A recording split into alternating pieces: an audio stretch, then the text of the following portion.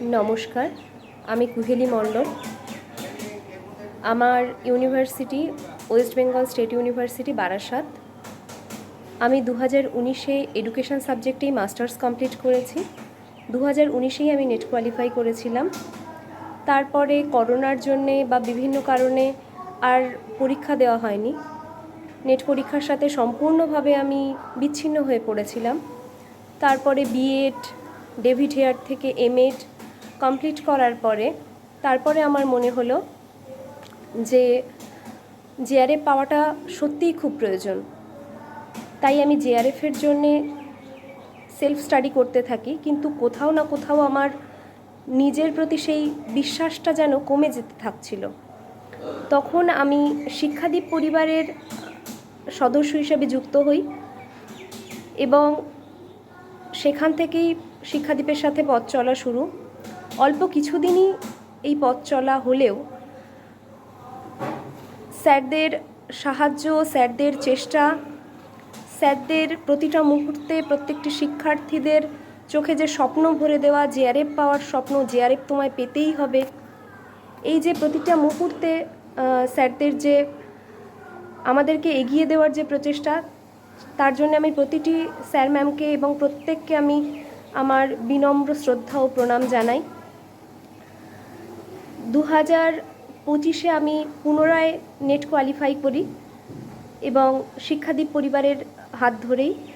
অল্প কিছু নম্বরের জন্য আমি জেআরএফ পাইনি, কিন্তু সেই না পাওয়ার যন্ত্রণা তো থাকবেই। তার পাশাপাশি স্যাররা যেভাবে আমাদের এগিয়ে দিচ্ছেন বা যেভাবে আমাদের প্রতিনিয়ত প্রেরণার সঞ্চার করছেন, প্রতিনিয়ত বলছেন তোমাদেরকে জেআরএফ পেতেই হবে, বা আমাদের যে কোনো সমস্যায়, পড়াশুনো সংক্রান্ত বা অন্যান্য যে কোনো সমস্যাও আমরা নির্দ্বিধায় স্যারদের সাথে শেয়ার করতে পারি এবং স্যাররা আমাদের মানে খুবই হৃদ্যতার সঙ্গে সেই সমস্যাগুলো সমাধানের চেষ্টা করেন।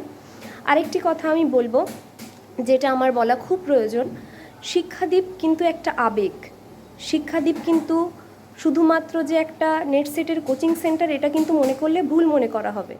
কারণ শিক্ষাদীপের সাথে আমি যুক্ত হয়ে জানতে পেরেছি যে শিক্ষাদীপে কিন্তু যে নেট সেট দেওয়ার পর বা জেআরএফ পাওয়ার পর আমরা যে গবেষণা কাজে যুক্ত হই বা নিজেদের গবেষক হিসাবে আমরা মানে স্বপ্ন দেখি যে গবেষক হওয়ার, তো এই স্বপ্ন পূরণ করার যে ছোট ছোট ধাপ বা যে গবেষণা বিষয়টা জানতে হবে, স্ট্যাটিস্টিক্স জানতে হবে এবং গবেষণার প্রতি যে আগ্রহ, সেটিও কিন্তু শিক্ষাদীপ পরিবারের পক্ষ থেকে কিন্তু আমাদের জন্য ব্যবস্থা করা হয়েছে।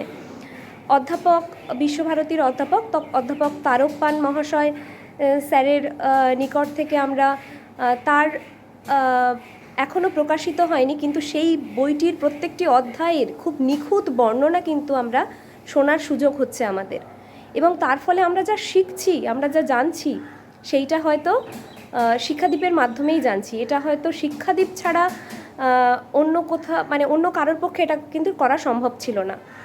এছাড়াও বিভিন্ন বিশ্ববিদ্যালয়ের অধ্যাপক, অধ্যাপিকা মহাশয়, আমাদের গুরুদেব ডক্টর অভিজিৎ কুমার পাল মহাশয়, ওনারও বেশ কিছু বক্তৃতা শিক্ষাদীপে আমরা শুনেছি। এবং এই যে বিভিন্ন স্যারদের কথা শোনা এবং শোনার যে সৌভাগ্য হয়ে ওঠে আমাদের, এবং তার মধ্যে দিয়ে আমরা যে শিখি, এইটা কিন্তু শিক্ষাদীপ পরিবার কিন্তু আমাদের হাতের মুঠোর মধ্যে এনে দিয়েছে। তো আমি শিক্ষাদীপ পরিবারের একজন সদস্য হিসাবে বলবো যে জেআরএফের পথ চলা এখনও বাকি, কিন্তু তবুও এর মধ্যে দিয়ে আমরা যা কিছু শিখছি প্রতিনিয়ত, তার জন্য শিক্ষাদীপ পরিবারকে ধন্যবাদ জানাই। নমস্কার।